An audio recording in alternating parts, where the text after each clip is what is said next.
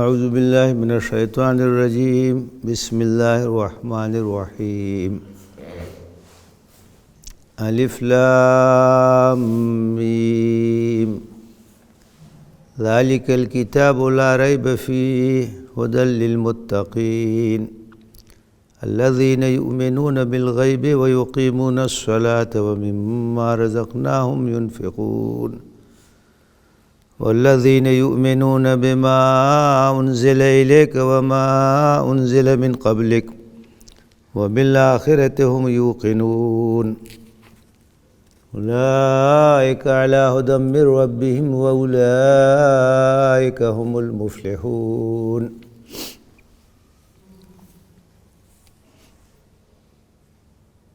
یہ الف لام میم ہے، یہ وہ کتاب ہے، اس میں کوئی شک نہیں، یہ متقین کے لیے ہدایت ہے، ان لوگوں کے لیے جو غیب میں رہتے ہوئے ایمان رکھتے ہیں اور نماز قائم کرتے ہیں اور جو کچھ ہم نے انہیں رزق دیا ہے اس میں سے خرچ کرتے ہیں، اور وہ لوگ ہیں جو اس چیز پر ایمان رکھتے ہیں جو تم پر نازل کی گئی اور ان چیزوں پر بھی جو تم سے پہلے نازل کی گئی، اور آخرت پر یقین رکھتے ہیں۔ یہی لوگ اپنے رب کی جانب سے ہدایت پر ہیں اور یہی لوگ کامیاب ہیں۔ یہ سورہ البقرہ کی ابتدائی 5 آیتیں ہیں۔ سورہ البقرہ یہ قرآن کی سب سے لمبی سورہ ہے، 286 آیتیں اس میں ہیں، سب سے لمبی سب سے طویل سورہ قرآن مجید کی یہی ہے، اور یہ مدینہ میں نازل ہوئی، یعنی سورہ مدنی ہے۔ ہجرت کے بعد، مدینہ آنے کے بعد جو بھی صورتیں نازل ہوئی ہیں ان کو مدنی کہا جاتا ہے، اور ہجرت سے پہلے مکہ میں جو صورتیں نازل ہوئی ان کو مکی کہا جاتا ہے۔ یہ سورہ بہت لمبی ہے، بہت تفصیلی ہے، اور اس میں ایمان،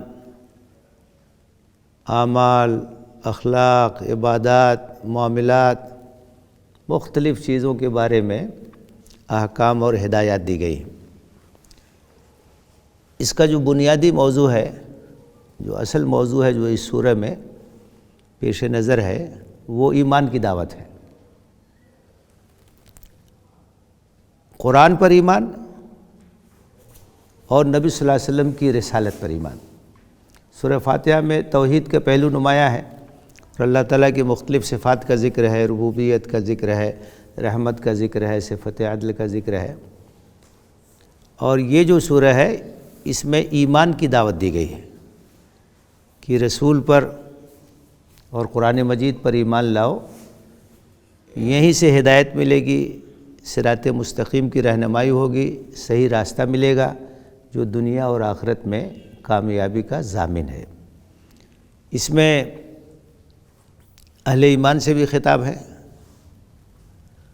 کافرین سے بھی خطاب ہے، منافقین کا بھی ایک طبقہ تھا مدینے میں، ان سے بھی خطاب ہے، اور اہل کتاب یعنی یہود سے بھی خطاب ہے۔ تو بہت ہی اہم ترین سورہ ہے، اور اس کی بڑی فضیلت ہے۔ اللہ کے رسول صلی اللہ علیہ وسلم فرمایا کہ سورہ بقرہ کی تلاوت جس گھر میں ہوتی ہے تو وہ فتنے سے محفوظ رہتا ہے، شر سے محفوظ رہتا ہے۔ آپ اس کی اہمیت کا اندازہ اس بات سے کر سکتے ہیں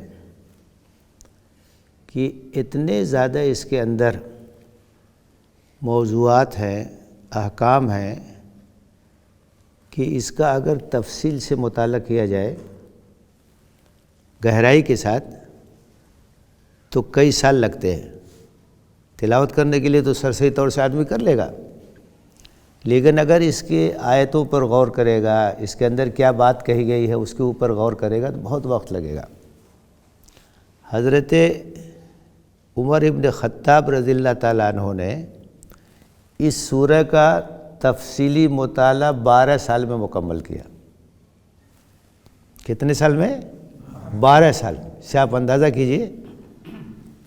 اور جب سورہ بقرہ مکمل ہوئی تو انہوں نے اونٹ ذبح کر کے دعوت کیا خوشی میں کہ اللہ تعالیٰ نے یہ توفیق دی، سورہ بقرہ کا تفصیلی مطالعہ ہو گیا۔ مطالعے کا مطلب کہ ایک ایک آیت پر غور کرنا، اس کے اندر کیا بات کہی گئی ہے اس پر غور کرنا، اپنا جائزہ لینا، کیا کیا حکمت ہے اس کے اندر ہے۔ اور ان کے صحابہ جو کہ بڑے فقہائے صحابہ میں شمار ہوتے تھے، 8 سال میں مطالعہ مکمل کیا سورہ بقرہ۔ تو اس سے اندازہ ہوتا ہے کہ کس طرح سے وہ لوگ قرآن مجید پڑھتے تھے۔ ہم لوگ سمجھتے ہیں کہ جلدی جلدی ختم کر لیجئے تو بڑا اس میں ثواب ہے۔ اصل چیز یہ ہے کہ آپ اس کی تلاوت بھی کیجئے، اس کا ترجمہ بھی پڑھیے، اس کے اندر جو بات کہی گئی اس پر غور بھی کیجئے اور اپنا جائزہ بھی لیجئے کہ ہمارا کتنا عمل ہے۔ یہ تو عمل کی کتاب ہے۔ تو صحابہ کرام رضوان اللہ تعالیٰ علیہم اجمعین اس طریقے سے قرآن مجید پڑھتے تھے کہ ایک ایک آیت پر غور کرنا، اس کے معنی پر غور کرنا۔ قرآن تو ہم سے خطاب ہے اور قرآن میں اللہ تعالیٰ ہمیں ہدایات دے رہا ہے، رہنمائی ہمارے لیے ہے، روشنی ہمارے لیے ہے، تو اس کو سمجھنا بھی ضروری ہے، اس پر غور کرنا بھی ضروری ہے، اس کے مطابق اپنا جائزہ لے کے اس پر عمل کرنا بھی ضروری ہے۔ تو بڑی اہم سورہ ہے یہ، اور بڑا خزانہ اس کے اندر ہے ایمان اور عمل کا، اس لیے بہت اہمیت کے ساتھ اس کا مطالعہ کرنا چاہیے، اس پر غور کرنا چاہیے، اس پر توجہ دینی چاہیے۔ آپ یہ سمجھیے کہ سورہ فاتحہ میں جو دعا کی گئی تھی وہ دعا تھی کہ صراط مستقیم اے اللہ ہمیں دکھا دے، اہدنا الصراط المستقیم اے اللہ ہمیں سیدھا راستہ دکھا دے۔ تو اب یہ پورا قرآن جو ہے وہ سیدھا راستہ دکھا رہا ہے، اسی دعا کا جواب ہے۔ یہ جو دعا سورہ فاتحہ میں کی گئی پورا قرآن اس کا جواب ہے کہ یہ صراط مستقیم، یہ ایمان عمل کا سیدھا راستہ ہے جو اللہ کی طرف لے جاتا ہے، جنت کی طرف لے جاتا ہے اور دنیا اور آخرت کی فلاح اور کامرانی کا ضامن ہے۔ تو غیر معمولی اہمیت ہے سورہ بقرہ کی۔ اچھا، البقرہ کے معنی کیا ہوتے ہیں؟ بقرہ کے معنی ہیں گائے، عربی کا لفظ ہے یہ، البقرہ کے معنی گائے۔ اور چونکہ اس سورہ میں ایک واقعے کا ذکر ہے، بنی اسرائیل کو گائے ذبح کرنے کا حکم دیا گیا تھا، انہوں نے بڑا قیل و قال کیا اس میں، تو وہی اس کا نام قرار دے دیا گیا علامت کے طور پر کہ یہ سورہ جس میں گائے کے ذبح کا جو واقعہ ہے وہ بیان کیا گیا۔ اور اس کا مرکزی جو مضمون ہے، ہر سورہ کا ایک مرکزی مضمون ہوتا ہے اور تمام آیتیں اس کے ارد گرد گھومتی ہیں۔ مرکزی جو مضمون ہوتا ہے اسی کے ارد گرد تمام آیتیں گھومتی ہیں۔ تو اس سورہ کا مرکزی جو مضمون ہے وہ ہے ایمان کی دعوت ہے، قرآن پر ایمان اور رسالت محمدی پر ایمان، کیونکہ نبی صلی اللہ علیہ وسلم نے اللہ کا پیغام پہنچایا اور عمل کر کے دکھایا۔ تو اگر ہم چاہتے ہیں کہ صراط مستقیم پہ چلیں تو ہمیں نبی صلی اللہ علیہ وسلم کی رسالت کو ماننا ہوگا، آپ کو آئیڈیل بنانا ہوگا، آپ کے اسوہ کو اور آپ کا جو نمونہ ہے اس کو اختیار کرنا ہوگا۔ تو رسالت پر ایمان کے بغیر ایمان مکمل نہیں ہو سکتا ہے۔ تو رسالت محمدی پر ایمان کی دعوت، قرآن مجید پر ایمان کی دعوت، یہ مرکزی مضمون ہے۔ اور مختلف گروہوں کا ذکر کیا گیا ہے، اور خاص طور سے اہل کتاب میں یہود کا ذکر کیا گیا ہے، اور ان کے اندر جو خرابیاں پیدا ہوئی تھیں اس کا تفصیل سے تذکرہ کیا گیا ہے، پوری تاریخ کا ایک آئینہ ان کے سامنے رکھ دیا گیا ہے۔ الف لام میم، دیکھیے یہ الگ الگ حروف پڑھے جاتے ہیں، 3 حروف ہیں، تینوں کو الگ الگ پڑھا جاتا ہے، الف الگ، لام الگ، میم الگ۔ تو ان کو الگ الگ پڑھتے ہیں، اسی لیے ان کو کہا جاتا ہے حروف مقطعات، الگ الگ کاٹ کر کے پڑھا جاتا ہے۔ تو قرآن کی کئی سورتوں میں شروع میں اس طرح سے حروف آئے ہوئے ہیں، جیسے کہیں ہے الف لام را، کہیں ہے طٰہٰ، کہیں ہے قاف، کہیں ہے نون، کہیں ہے کاف ہا یا عین صاد، یہ حروف مقطعات کہلاتے ہیں، الگ الگ پڑھے جانے والے حروف۔ یہ سورتوں کا نام بھی ہے، مطلب یہ ہے کہ یہ سورہ الف لام میم ہے۔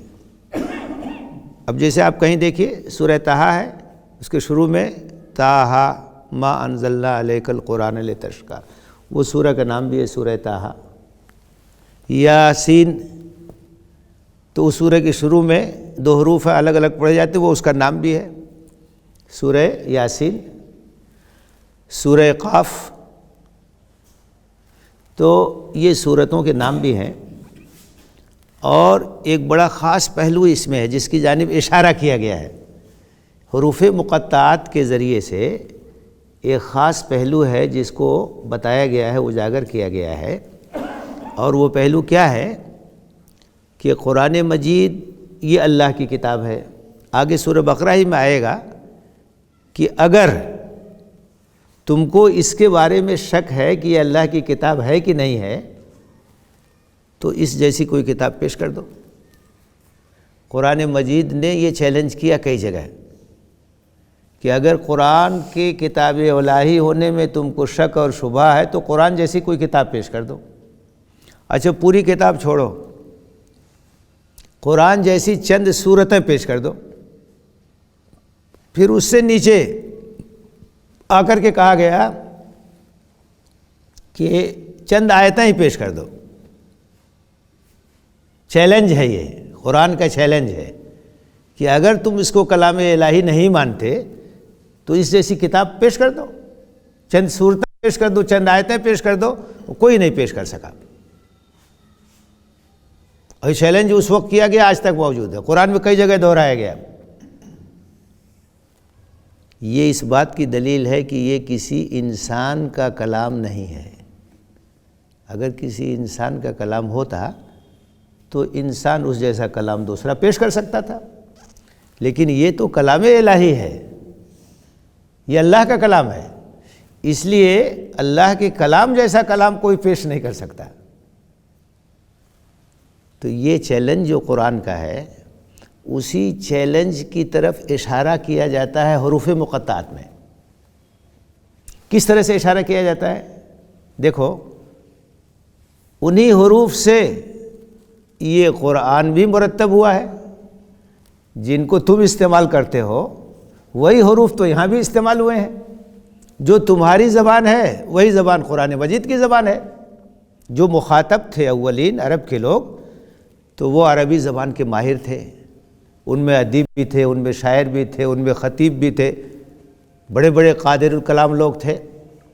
تو اشارہ ہے ان مقطعات کے ذریعے سے کہ وہی حروف ہیں، وہی زبان ہے جو تم بولتے ہو اور جن میں تم کو مہارت بھی ہے۔ اگر تم کو شک ہے کہ اللہ کی کتاب نہیں تو پیش کر دو۔ تو قرآن کا جو چیلنج ہے نا، اس کی طرف اشارہ اس میں ہے، کوئی نئی زبان نہیں ہے یہ۔ اب مان لیجئے کہ وہ لوگ عربی تھے، اگر ان کے سامنے جو ہے عبرانی زبان میں کوئی کتاب آتی ہے اور ان سے کہا جاتا ہے کہ ایسی کتاب پیش کرو، تو وہ کہتے بھائی ہم تو اس زبان کو جانتے نہیں، ہم کیسے پیش کریں گے؟ کوئی اور زبان میں ہو اور ان سے کہا جائے گا ایسی کتاب پیش کرو، وہ کہہ سکتے تھے۔ وہی زبان ہے جو تم بولتے ہو، وہی حروف ہیں جن کو تم استعمال کرتے ہو، اور قرآن مجید نے اسی کو استعمال کیا ہے۔ اگر یہ اللہ کی کتاب نہیں مانتے ہو تو تم پیش کر دو اس جیسی۔ تو اس قرآن کے چیلنج کی طرف اس میں اشارہ ہے۔ اور تاریخ یہ بتاتی ہے کہ کئی لوگوں نے کوشش بھی کیا، کہ اس طرح کی چیز پیش کی جائے، ناکام ہو گئے، نہیں پیش کر سکے۔ تو قرآن کا جو چیلنج ہے، اس کی جو تحدی ہے، اس کی جانب اس میں اشارہ ہے۔ الف لام میم، یہ سورہ الف لام میم ہے۔ ذالک الکتاب، یہ وہ کتاب ہے۔ اب ایک بات سمجھ لیجئے، ذالک یہ اشارہ، اس میں اشارہ اسے بولتے ہیں۔ جیسے انگریزی میں دس اور دیٹ ہے نا، قریب ہے تو اس کو دس کہیں گے، دور ہے تو اسے دیٹ کہیں گے۔ یہاں عربی میں ہے ذالک اور ہاذا۔ ہاذا کہتے ہیں قریب کے لیے، ذالک کہتے ہیں دور کے لیے۔ اب یہاں استعمال جو لفظ ہوا ہے ذالک، یہ دور کے لیے بولا جاتا ہے، لیکن یہاں کیوں استعمال کیا گیا ہے؟ کوئی چیز قریب ہو لیکن اس کا مقام بہت اونچا ہو، عظیم المرتبت ہو، رفیع الشان ہو، تو اس کے لیے دور کا جو اشارہ ہے وہ استعمال کیا جاتا ہے، حالانکہ وہ قریب ہے۔ عظمت کو ظاہر کرنے کے لیے، اس کی بلندی اور رفعت کو ظاہر کرنے کے لیے جو دور والا اس میں اشارہ ہے وہ استعمال کیا جاتا ہے۔ یہ کتاب بڑی عظیم الشان ہے، بہت بلند پایا ہے، اس کا مقام بہت اونچا ہے، اور یہ الکتاب ہے، وہ کتاب ہے جس کا انتظار تھا۔ اس لیے کہ پہلے جو کتابیں آئی ہیں ان کتابوں میں بشارت موجود ہے کہ آخری نبی آئیں گے اور ان کے اوپر آخری کتاب نازل ہوگی، تو نبی کا بھی وعدہ ہے، نبی کی بھی بشارت ہے اور کتاب کی بھی بشارت ہے۔ توریت میں بھی ہے، انجیل میں بھی، تمام کتابوں میں ہے۔ تمام نبیوں سے عہد لیا گیا کہ آخری نبی آئے گا تو سب لوگ ایمان لائیں گے۔ تو کہا یہ جا رہا ہے کہ دیکھو وہ کتاب جس کا انتظار تھا اور وہ کتاب جس کا ہم نے وعدہ کیا تھا اور وہ کتاب جو آخری صحیفہ ہدایت ہے وہ کتاب آ گئی، بڑھ کر کے اس کا استقبال کرو، بڑھ کر کے ایمان لے آؤ، تمہاری خوش قسمتی ہے کہ اس کتاب کی روشنی تم کو مل رہی ہے۔ ذالک الکتاب، یہ وہ کتاب ہے، وہی کتاب ہے جس کا تم سے وعدہ کیا گیا تھا، جس کا انتظار تھا، ہدایت کا راستہ واضح کرنے والی، اللہ سے جوڑنے والی۔ یہ اللہ کی رسی ہے، قرآن مجید اللہ کی رسی ہے، یہ اللہ سے ہم کو جوڑتی ہے۔ اس کا ایک سرا اللہ کے ہاتھ میں، دوسرا سرا ہمارے ہاتھ میں، جتنا مضبوطی سے ہم پکڑیں گے اللہ سے اتنا قریب ہو جائیں گے۔ ذالک الکتاب، یہ وہ کتاب ہے، لا ریب فیہ، کتاب الہی ہونے میں کوئی شک نہیں ہے، یہ اللہ کی کتاب ہے، اس میں کوئی شک نہیں ہے، کوئی شبہ نہیں ہے۔ اس لیے کہ جس شخص نے اسے پیش کیا 40 سال سے وہ ان لوگوں کے درمیان تھا۔ بھائی نبی صلی اللہ علیہ وسلم کہیں باہر سے تو آئے نہیں تھے، وہیں پیدا ہوئے، وہیں ان کا بچپن گزرا، وہیں وہ جوان ہوئے، تو ان سے سب لوگ واقف تھے۔ اچانک انہوں نے کہا کہ میرے اوپر وحی آ رہی ہے، کتاب انہوں نے پیش کیا۔ بھائی اگر کوئی پہلے سے ایک ایسا آدمی ہوتا کہ بھائی وہ بڑا عالم ہے، وہ بڑا فاضل ہے اور بہت ہی ریسرچ کرنے والا ہے، بڑا ادیب ہے، بڑا شاعر ہے، اس طرح کی چیزیں پیش کرتا ہے، تو کوئی کتاب پیش کرتا ہے تو ہوتا ہے بھائی پیش کر دیا اس نے، لیکن وہ تو تمہارے درمیان تھے، ان کی پوری زندگی 40 سال کی تمہارے درمیان گزری ہے، اس طرح کی تو کوئی چیز نہیں تھی، اچانک انہوں نے پیش کیا ہے۔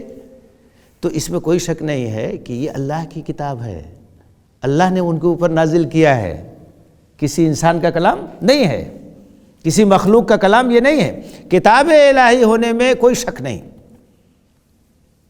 اور ایک بات اور یاد رکھیے کہ یہ جو قرآن ہے یہ نبی صلی اللہ علیہ وسلم کی رسالت کی دلیل اور آپ کا معجزہ بھی یہی ہے، نشانی ہے، دلیل نبوت ہے۔ جتنے انبیاء آئے سب کو اللہ تعالیٰ نے ایسی نشانی دی جس پر غور کر کے آدمی ایمان لاتا تھا کہ واقعی یہ رسول ہے۔ حضرت موسیٰ علیہ السلام کو جب بھیجا گیا فرعون کے دربار میں تو ان کو معجزہ دیا گیا، نشانی دی گئی، وہ اپنی لاٹھی زمین پہ ڈال دیتے تھے، سانپ اپنا ہاتھ گریبان میں ڈالتے تھے، چمکتا ہوا نکلتا تھا، دلیل نبوت۔ حضرت عیسیٰ علیہ السلام کو نشانیاں دی گئی۔ نبی صلی اللہ علیہ وسلم کی نبوت کی دلیل کیا ہے؟ قرآن مجید۔ یہ قرآن مجید یہ دلیل نبوت محمدی ہے۔ کسی کے سامنے بھی آپ بات رکھیے کہ نبی صلی اللہ علیہ وسلم اللہ کے رسول تھے، وہ پوچھے کیا دلیل آپ کو، یہ قرآن پڑھ لو، یہ قرآن انہوں نے پیش کیا، کوئی انسان پیش ہی نہیں کر سکتا۔ اور قرآن معجزہ، کئی پہلوؤں سے معجزہ ہے، اعجاز قرآن کے پہلو بہت ہیں۔ ایک پہلو تو دیکھیے یہ ہے کہ قرآن کے اندر اتنی دلکشی ہے، اتنی مٹھاس ہے، اتنا یہ مدھر ہے کہ بار بار پڑھیے کبھی اس کی لذت کم نہیں ہوتی۔ کبھی طبیعت بھرتی ہے؟ کبھی نہیں بھر سکتی، زندگی بھر پڑھتے رہیے، کبھی طبیعت بھر نہیں سکتی۔ بڑے سے بڑا ادیب ہو، بڑے سے بڑا شاعر ہو تو اس کی شاعری، اس کا کلام 10 بار 20 بار پڑھیں گے طبیعت بھر جائے گی۔ قرآن سے کبھی طبیعت بھر نہیں سکتی۔ دنیا میں سب سے زیادہ پڑھی جانے والی کتاب یہی قرآن مجید۔ اور اعجاز کا ایک پہلو یہ بھی ہے کہ آپ دیکھیے جو لوگ عربی زبان نہیں سمجھتے وہ بھی پڑھتے، ان کو بھی لذت ملتی ہے۔ دنیا میں شاید کوئی کتاب ایسی نہیں ہوگی جس کو وہ لوگ بھی پڑھتے ہوں جو اس زبان کو نہیں سمجھتے۔ کلیات اقبال کوئی ایسا آدمی پڑھ سکتا ہے جو اردو نہیں سمجھتا ہو؟ نہیں پڑھ سکتا. کوئی بھی کتاب دنیا میں ایسی نہیں ملے گی جس کو وہ لوگ بھی پڑھتے ہوں جو اس زبان کو سمجھتے نہیں. لیکن دنیا میں کروڑوں لوگ ہیں جو عربی زبان سمجھتے نہیں, صرف ناظرہ پڑھتے ہیں اور قرآن پڑھتے ہیں, ان کو لذت ملتی ہے, لطف ملتا ہے, اس کو یاد بھی کر لیتے ہیں. چھوٹے چھوٹے بچے, 7 سال کا بچہ, 8 سال کا بچہ, 9 سال, پورا قرآن یاد ہے, سینے کے اندر محفوظ ہے. نماز میں قرآن پڑھا جاتا ہے, تراویح میں قرآن پڑھا جاتا ہے. جو سننے والے ہیں اس میں ایسے بھی ہے جو عربی زبان نہیں, لیکن ان کو کیفیت محسوس ہوتی ہے, لذت محسوس ہوتی ہے. قرآن کے اندر جو ہم آہنگی ہے, قرآن کے اندر جو دلکشی ہے, رعنائی ہے. کوئی اچھا پڑھتا ہے, طبیعت, حرم کے جو امام پڑھتے ہیں تو سب کی طبیعت جو ہے ایک دم آمادہ, پڑھتے ہی رہے, آدمی سنتا چلا جاتا ہے, آنکھوں سے آنسو جاری ہو جاتا ہے. قرآن کے اعجاز کے پہلو بہت ہیں. اس کا ایک پہلو یہ بھی ہے کہ قرآن ایک ضخیم کتاب ہے, اور قرآن مجید میں بہت سارے موضوعات پر گفتگو کی گئی ہے. اس میں ایمان بھی ہے, عمل بھی ہے, عبادات بھی ہے, اخلاق بھی ہے, معاشرت بھی ہے, معیشت بھی ہے, سیاست بھی ہے, گزشتہ قوموں کی تاریخ بھی ہے. نہ جانے کتنے موضوعات پر قرآن مجید میں بحث کی گئی ہے. لیکن قرآن مجید کی 2 آیتوں میں کہیں بھی ٹکراؤ نہیں مل سکتا. سورہ فاتحہ سے لے کے سورہ ناس تک پڑھ ڈالیے آپ, کہیں نہیں ایسا ہوگا کہ قرآن کی ایک بات جو سورہ بقرہ میں ہے وہ سورہ احزاب کی کسی بات سے ٹکرا جائے, یا آخری پارے میں ایک بات کہی گئی ہے وہ 5ویں پارے کی کسی بات سے ٹکرا جائے. ہم آہنگی, کتابم متشابہہ, ایسی کتاب ہے جس کے مضامین میں مکمل یکسانیت ہے, ہم آہنگی ہے, کوئی ٹکراؤ نہیں.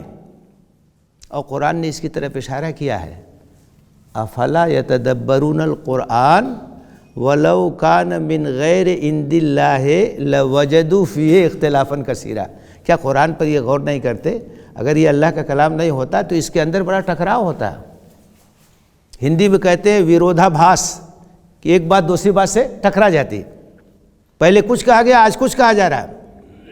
تو قرآن کے اندر جو مضامین کی ہم آہنگی ہے, یکسانیت ہے, وہ خود اس بات کی دلیل ہے کہ اللہ کا کلام کسی انسان کا کلام نہیں ہو سکتا. تو مختلف پہلوؤں سے قرآن مجید یہ دلیل ہے, یہ معجزہ ہے, یہ نبی صلی اللہ علیہ وسلم کی نبوت اور رسالت کی ایک نشانی ہے. اور چونکہ آپ کی نبوت قیامت تک کے لیے ہے, اس لیے قرآن مجید بھی قیامت تک کے لیے محفوظ ہے. قرآن مجید جو ہے ضائع نہیں ہو سکتا, کوئی تبدیلی نہیں ہو سکتی, کوئی اس میں فرق نہیں پڑ سکتا. لا ریب فیہ, کتاب الہی ہونے میں کوئی شک نہیں ہے, کوئی شبہ نہیں. ھدی للمتقین, ہدایت ہے متقین کے لیے, ہدایت کا ذریعہ ہے, روشنی ہے, سرچشمہ ہدایت ہے متقین کے لیے. تو ایک سوال یہ پیدا ہو سکتا ہے کہ بھئی قرآن تو سب کے لیے ہدایت ہے, تو یہاں کہا جا رہا ہے کہ متقین کے لیے ہدایت ہے. قرآن تو ساری انسانیت کے لیے ہے, پوری مانوتا کے لیے ہے. سورہ بقرہ میں کہا گیا شہر رمضان الذی انزل فیہ القرآن ھدی للناس وبینات من الھدی والفرقان. رمضان کے مہینے میں قرآن نازل ہوا, تمام انسانوں کے لیے ہدایت ہے. یہاں کہا جا رہا ہے کہ متقین کے لیے ہدایت ہے. تو یہ ایک خاص پہلو کی طرف اشارہ ہے کہ یوں تو قرآن سب کے لیے ہدایت ہے, لیکن اس سے فائدہ کون اٹھائے گا؟ فائدہ وہی اٹھائے گا جو آخرت کی فکر رکھتا ہو اور اپنی نجات کے لیے فکر مند ہو. مثال کے طور پہ سورج نکلتا ہے تو اس کی روشنی تو سب کے لیے ہے, لیکن کوئی آدمی اگر اپنی آنکھ بند کر لے تو سورج کی روشنی اس کے لیے بیکار ہے. کوئی دیکھنا ہی نہ چاہے تو سورج کی روشنی اس کے لیے بیکار ہے. یہاں یہ بتایا جا رہا ہے کہ اس سے فائدہ کون لوگ اٹھائیں گے. قرآن کا موضوع کیا ہے؟ وہ انسان کو راہ نجات بتاتا ہے, جنت کا راستہ بتاتا ہے, جہنم سے بچاتا ہے. اگر آپ کو فکر ہی نہیں ہے جنت حاصل کرنے کی اور آپ جہنم سے بچنا ہی نہیں چاہتے تو قرآن کیا کرے گا؟ یہ جو لام ہے نا, اس کو اصطلاح میں کہتے ہیں لام انتفاع. فائدہ کون اٹھائے گا اس سے؟ فائدہ وہ اٹھائے گا جو راہ راست پر چلنا چاہے, جو اللہ کے عذاب سے بچنا چاہے، جو جہنم سے بچنا چاہے، جنت کی طرف جانا چاہے، تو وہی اس سے فائدہ، وہ تو ہے تو سب کے لیے ہی ہے، لیکن عملاً اس سے فائدہ وہی لوگ اٹھائیں گے جو راہ راست پہ چلنے کی طلب رکھتے ہیں، شوق رکھتے ہیں، تڑپ رکھتے ہیں، اسی کی طرف اس میں اشارہ، ھدی للمتقین، ہدایت ہے۔ اس ہدایت سے فائدہ اٹھاتے ہیں کون لوگ؟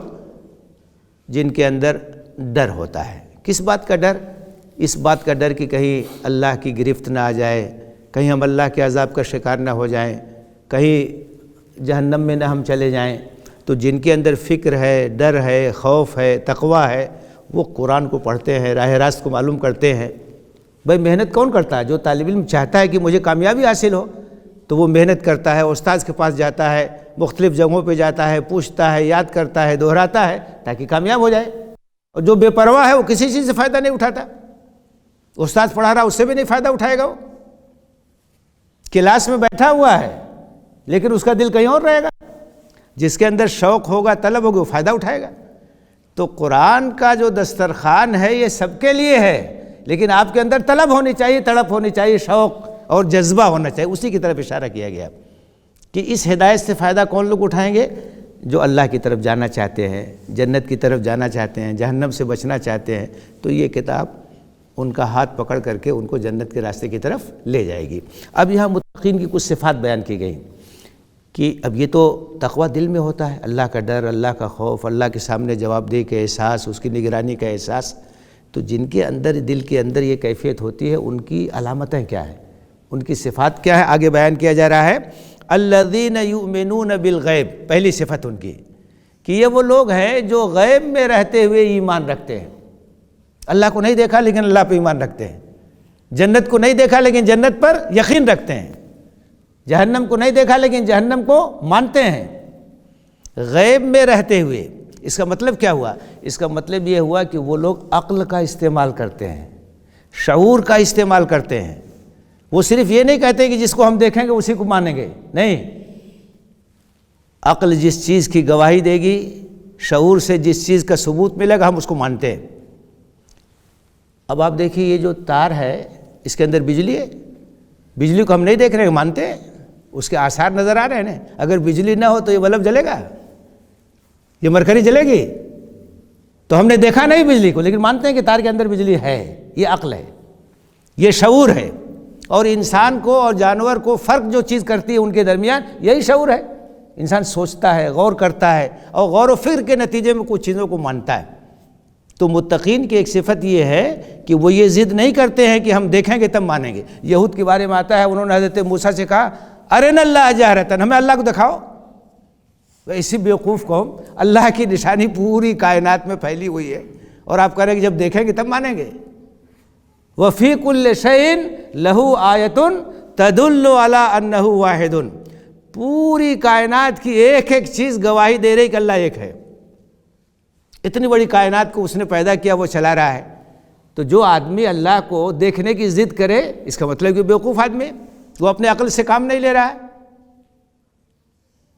دلائل موجود ہیں، اشارات موجود ہیں، نشانیاں موجود ہیں، تو یہ غیب میں رہتے ہوئے ایمان رکھتے ہیں، یہ دیکھنے کی ضد نہیں کرتے، محسوسات ہی پر یقین نہیں رکھتے، غور و فکر کے نتیجے میں جو چیز آتی ہے اس پر بھی۔ اب قرآن نے دلائل دی ہیں، عقلی دلائل بھی ہیں، ہر طرح کے دلائل ہیں۔ آپ غور کریں گے تو آپ کا ایمان باللہ بھی مضبوط ہوگا، ایمان بالآخرت بھی مضبوط ہوگا، تمام ایمان مضبوط ہوگا۔ تو پہلی صفت یہ ہے کہ غیب میں رہتے ہوئے ایمان لاتے ہیں وہ۔ وَيُقِيمُونَ الصَّلَاةَ، نماز قائم کرتے ہیں۔ قرآن مجید میں نماز قائم کرنے کا ذکر ہے اور نماز قائم کرنے کا حکم ہے۔ نماز قائم کرنا اور نماز پڑھنا دونوں میں فرق ہے۔ نماز پڑھنا جیسے تیسے پڑھ لیجئے، نماز پڑھ لی آپ نے، لیکن نماز قائم کرنے کا مطلب یہ ہے کہ نماز کا حق ادا کیا جائے، جس طرح سے نماز پڑھنے کا حق ہے اس طرح سے نماز پڑھی جائے، ظاہری اور باطنی تمام آداب کے ساتھ نماز پڑھی جائے۔ نماز کے ظاہری آداب ہیں، جیسے طہارت ہے، آپ باوضو کر کے آئیں گے، آپ کا جو ہے لباس ساتر ہوگا، آپ قبلہ رخ کھڑے ہوں گے، جگہ پاک ہوگی، یہ سب ظاہری آداب ہے۔ باطنی آداب کیا؟ دل لگا کے پڑھیں گے، خشوع خضوع کے ساتھ پڑھیں گے، پابندی کے ساتھ پڑھیں گے، تمام آداب کا لحاظ رکھیں گے، تو نماز قائم کرنے کا مطلب کیا ہے کہ نماز کا حق ادا کرنا، جس طرح سے نماز پڑھنی چاہیے اس طرح سے نماز پڑھنا۔ اللہ کے رسول صلی اللہ علیہ وسلم نے کہا صلو کما رأیتمونی اصلی، اس طرح سے نماز پڑھو جس طرح سے مجھ کو نماز پڑھتے ہوئے دیکھا، خشوع کے ساتھ، خضوع کے ساتھ، یہ احساس ہو کہ اللہ کے سامنے کھڑے ہیں، وقت کی بھی پابندی ہو، جماعت کی پابندی ہو۔ قرآن میں کہا گیا حافظوا علی الصلوات، نمازوں کی حفاظت کرو، نگہداشت کرو، یعنی اس کے تمام جو آداب ہیں ان کا لحاظ کرو۔ تو نماز قائم کرنے کا مطلب یہی ہے کہ نماز کا حق ادا کرنا۔ قائم کرنے کا مطلب کیا ہے؟ اگر کوئی ظاہری چیز ہو اس کو کھڑا کر دیں تو وہ قائم ہو گئی، کوئی معنوی چیز ہو تو اس کا حق ادا کیا، وہ ہوتا ہے اس کی اقامت۔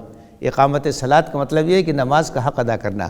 تو ان کی علامت ایک بیان کی گئی، صفت یہ بیان کی گئی کہ نماز قائم کرتے ہیں، پابندی کے ساتھ نماز پڑھتے ہیں۔ وَمِمَّا رَزَقْنَاهُمْ يُنْفِقُونَ، اور ایک علامت یہ ہے کہ جو کچھ ہم نے ان کو رزق دیا ہے اس میں سے انفاق کرتے ہیں، خرچ کرتے ہیں اللہ کے راستے میں۔ یہ ایک دوسرا عمل ہے جس کا یہاں ذکر کیا جا رہا ہے۔ اب دیکھیے اس میں اشارہ کیا گیا ہے ہم نے دیا ہے، وہ جو ہے ان کے پاس وہ ان کی چیز نے ہم نے دیا ہے، تو اگر اس میں سے خرچ کریں تو کوئی احسان تو نہیں کر رہے ہیں، اللہ کا دیا ہوا ہے۔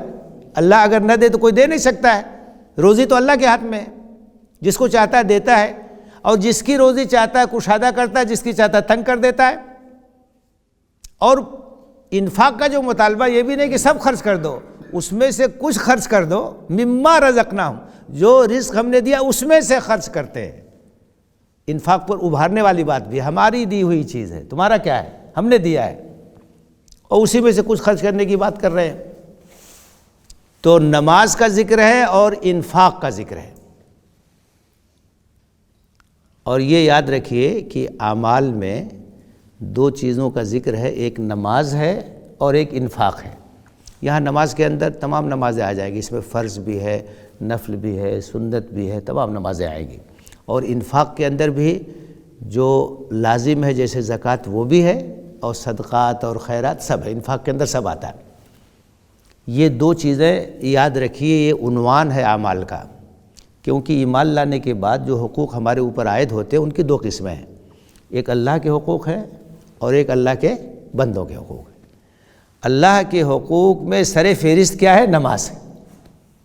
نماز جو ہے اللہ کے حقوق میں سب سے بڑا حق ہے، تو نماز کا ذکر کر دیا تو حقوق اللہ میں جتنی چیزیں سب آ جائیں گی اس کے اندر۔ اور انفاق جو ہے یہ حقوق العباد میں سب سے اوپر ہے، تو اس کا ذکر کر دیا تو حقوق العباد کی تمام چیزیں آ جائیں گی۔ مطلب کیا ہے کہ جو لوگ ایمان رکھتے ہیں، جن کے دل میں اللہ کا ڈر ہے، وہ اللہ کے حقوق بھی ادا کرتے ہیں اور بندوں کے حقوق بھی ادا کرتے ہیں، نہ حقوق اللہ میں کوتاہی کرتے ہیں نہ حقوق العباد میں کوتاہی کرتے، اس لیے ان دو اعمال کا یہاں ذکر کیا گیا۔ اس کے بعد ان کی ایک صفت بیان کی گئی ہے والذین یؤمنون بما انزل الیک وما انزل من قبلک، یہ وہ لوگ ہیں کہ اے نبی جو کتاب تمہارے اوپر نازل کی گئی قرآن اس پر بھی ایمان رکھتے ہیں، اور تم سے پہلے جو کتابیں نازل ہوئی ان سب پر ایمان رکھتے ہیں، توریت پر بھی ایمان ہے، انجیل پر بھی ایمان ہے، زبور پر بھی ایمان ہے، صحف ابراہیم پر بھی، سب پر ایمان رکھتے ہیں۔ یہ ایک بڑی اہم خصوصیت ہے مسلمانوں کی، مسلمانوں کے اندر تنگ نظری نہیں ہوتی، ان کے اندر تعصب نہیں ہوتا ہے، تمام نبیوں کو مانتے ہیں، لا نفرق بین احد منہم، ہم کسی بھی نبی کے درمیان تفریق نہیں کرتے، سب پر مانتے ہیں۔ عیسائی ہیں تو دوسروں کو نہیں مانتے، یہودی حضرت موسیٰ کو مانتے ہیں اور دوسروں پر ایمان نہیں رکھتے، تمام مذاہب والے تعصب کا شکار ہیں، اپنے نبی کو مانتے ہیں، کسی کو اپنا مان لیا، تمام انبیاء ایک ہیں، سب اللہ کے فرستادے ہیں۔ مسلمانوں کی خصوصیت یہ ہے کہ تمام کتابوں پر ایمان رکھتے ہیں، تمام انبیاء پر ایمان رکھتے ہیں، کسی ایک نبی کا بھی انکار نہیں کرتے ہیں، اور کسی ایک آسمانی کتاب کا بھی انکار نہیں کرتے، جن کتابوں کا نام آیا ہے ان پر نام کے ساتھ ایمان رکھتے ہیں، اور اجمالی طور سے جو بھی آسمانی کتاب ہے سب کو ہم مانتے ہیں، جن انبیاء کا نام آیا ہے قرآن میں حدیث میں نام کے ساتھ ان پر ایمان رکھتے ہیں، اور اجمالی طور سے اللہ تعالیٰ نے ہر قوم میں اور ہر علاقے میں انبیاء بھیجے، سب پر ہم ایمان رکھتے ہیں، کسی ایک کا بھی انکار نہیں کرتے۔ یہ کشادگی ہونی چاہیے اہل ایمان کے اندر، ان کے اندر تنگ نظری نہیں ہے، تعصب نہیں ہے، سب پر ایمان ہے ان کا۔ البتہ وہ یہ بھی جانتے ہیں کہ نبی صلی اللہ علیہ وسلم کے آنے کے بعد اس سے پہلے کی جو شریعت ہے سب منسوخ ہو گئی، اب ہدایت یہیں سے حاصل کرنی ہے۔ توریت اپنی اصلی شکل میں موجود نہیں ہے، ہدایت قرآن سے حاصل کرنی ہے۔ زبور اصلی شکل میں موجود نہیں، ہدایت قرآن سے حاصل کرنی ہے۔ انبیاء کی تعلیمات گم ہو گئی ہیں، اب نبی صلی اللہ علیہ وسلم کا جو اسوہ ہے، آپ کی جو سنت ہے، اسی کو اختیار کرنا ہے۔ لیکن ایمان ہمارا تمام انبیاء پر ہے۔ فرمایا کہ جو تمہارے اوپر کتاب نازل ہے اس پر بھی ایمان رکھتے ہیں، اور جو پہلے کتابیں نازل ہوئیں ان پر بھی ایمان رکھتے ہیں۔ یہ ہے اہل ایمان اور اہل تقوی کی علامت کہ ان کے اندر تنگ نظری نہیں ہے، ان کے اندر تعصب نہیں ہے۔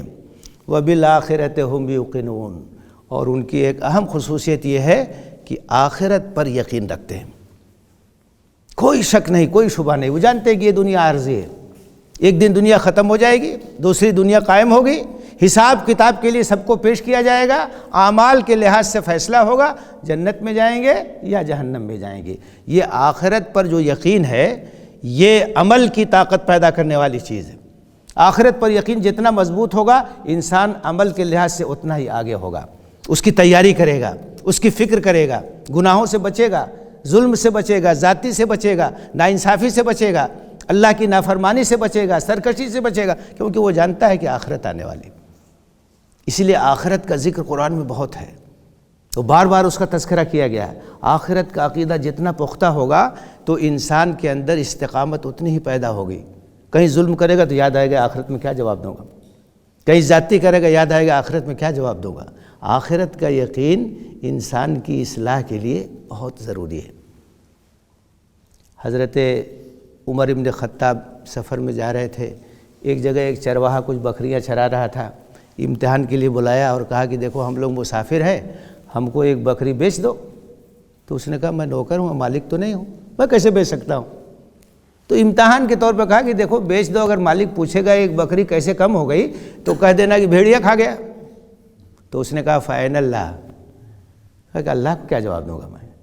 مالک کو تو جواب دے کے مطمئن کر سکتا ہوں میں، اللہ کو کیا جواب؟ یہی آخرت پر یقین، یہی تقویٰ ہے، تقویٰ یہی ہے، اللہ کی نگرانی کا احساس۔ کوئی دیکھنے والا نہیں، آپ بے ایمانی کر سکتے ہیں لیکن اس ڈر سے بے ایمانی نہیں کر رہے ہیں کہ اللہ کو کیا جواب دوں گا، یہی تقویٰ ہے۔ تقویٰ کسی لباس کا نام نہیں ہے، کسی مخصوص شکل کا نام نہیں ہے، اللہ کے سامنے جواب دہی کا احساس۔ اکیلے ہیں، تنہائی میں ہیں، لیکن گناہ سے جو ہے آپ بچتے ہیں اس لیے کہ اللہ کو کیا جواب دوں گا۔ وَبِالْآخِرَةِ هُمْ يُوقِنُونَ، آخرت پر ایقان ہے، آخرت پر یقین ہے، غیر متزلزل، بالکل پکا یقین ہے۔ آخرت کا یقین جتنا رہے گا، جتنا حاضر رہے گا، آدمی اتنا ہی راہ راست پر قائم رہے گا۔ تو یہاں متقین کی آخری صفت یہ بیان کی گئی کہ وہ آخرت پر پکا یقین رکھتے ہیں، کوئی شک نہیں، کوئی شبہ نہیں۔ اب ان لوگوں کے بارے میں فرمایا اولئک علی ھدی من ربہم، یہ لوگ جو ان صفات سے متصف ہیں، غیب میں رہتے ہوئے ایمان رکھتے ہیں، نماز قائم کرتے ہیں، اللہ کے راستے میں خرچ کرتے ہیں، تمام کتابوں پر ایمان رکھتے ہیں، آخرت پر یقین رکھتے ہیں۔ کہا اولئک علی ھدی من ربہم، یہی وہ لوگ ہیں جو صراط مستقیم پر قائم، اللہ کی جانب سے ہدایت پر اور راہ راست پر قائم ہے۔ سورہ فاتحہ میں جس صراط مستقیم کی دعا کی گئی تھی، اس صراط مستقیم پر جو لوگ چلتے ہیں ان کی صفات کا یہاں تذکرہ کیا گیا ہے۔ اولئک علی ھدی من ربہم، یہی وہ لوگ ہیں جو صراط مستقیم پر ہیں، ہدایت پر ہیں، راہ راست پر ہیں، صحیح راستے پر ہیں۔ وَأُولَئِكَ هُمُ الْمُفْلِحُونَ، اور کامیابی انہی کے لیے، دنیا کی بھی کامیابی، آخرت کی بھی کامیابی۔ دنیا کی کامیابی کیا ہے؟ کہ آدمی کو اطمینان نصیب ہو جائے، آدمی کو اطمینان قلب نصیب ہو جائے۔ اگر وہ ایماندار ہے، راہ راست پر ہے تو اس کو اطمینان قلب نصیب ہوتا۔ آخرت میں یہ ہے کہ اللہ تعالیٰ کے عذاب سے بچ جائے اور جنت میں داخل ہو جائے۔ اللہ سے دعا ہے کہ ہمیں ان صفات سے متصف ہونے کی توفیق دے، آمین۔ وآخر دعوانا ان الحمد للہ رب العالمین۔